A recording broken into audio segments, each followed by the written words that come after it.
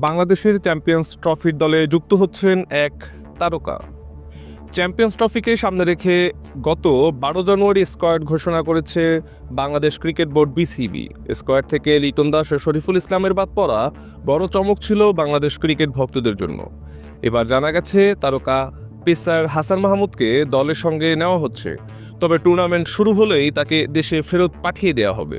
বিষয়টি নিশ্চিত করেছে বাংলাদেশ ক্রিকেট বোর্ডের বিসিবির একটি সূত্র। চ্যাম্পিয়ন্স ট্রফির দলে বাংলাদেশে আছেন 4 পেসার। তাসকিন আহমেদের সঙ্গে আছেন নাহিদ রানা, তানজিম হাসান সাকিব ও মুস্তাফিজুর রহমান। হাসান সর্বশেষ বিপিএলে দারুণ বোলিং করেছেন। সেই পারফরম্যান্সে বিবেচনাতেই দলের সঙ্গে যাচ্ছেন তিনি। আগামী 14 ফেব্রুয়ারি সংযুক্ত আরব আমিরাতের উদ্দেশ্যে দেশ ছাড়বে বাংলাদেশ দল। সেখানে পাকিস্তান এ দলের বিপক্ষে একটি প্রস্তুতি ম্যাচ দিয়ে চ্যাম্পিয়ন্স ট্রফির মিশন শুরু করবে বাংলাদেশ দল।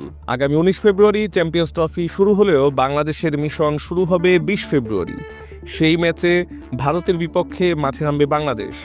24 ফেব্রুয়ারি টাইগারদের প্রতিপক্ষ নিউজিল্যান্ড, আর 27 ফেব্রুয়ারি পাকিস্তানের বিপক্ষে মাঠে নামবে বাংলাদেশ। মেহেদী হাসান অনিম, সার্স, বিডি নিউজ।